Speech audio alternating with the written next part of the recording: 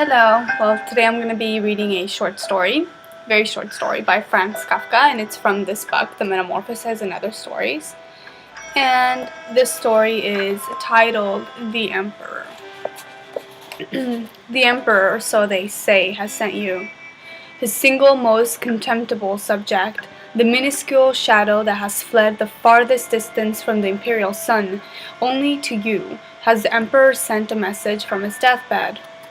He has had the messenger kneel beside his bed, and he has whispered the message to him. So important was this message that he has made him repeat it back in his ear.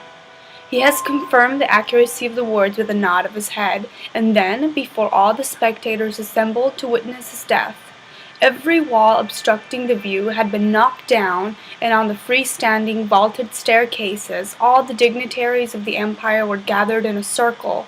Before them all, he has dispatched the messenger. The messenger sets off at once, a strong and tireless man, sometimes thrusting ahead with one arm, sometimes with the other. He beats a path through a crowd where he meets resistance. He points to the sign of the sun on his breast, and he forges ahead with an ease that could be matched by no other. But the throng is so thick, there is no end to their dwellings. If only there were an open field before him, how fast he would fly! Soon you would surely hear the glorious rapping of his knock on your door, but instead, how vain his efforts are.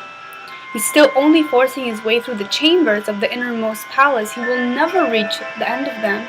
And even if he did, he'd be no closer. He would have to fight his way through the steps. And even if he did, he'd be no closer. He would still have to cross the courtyards, and after the courtyards, the second outer palace, and still more stairs, and more courtyards, and still another palace, and so on for thousands of years.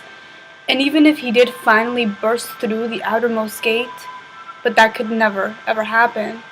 The empire's capital, the center of the world, flooded with the dregs of humanity, would still lie before him. There is no one who would force his way through here, least of all with a message from a dead man.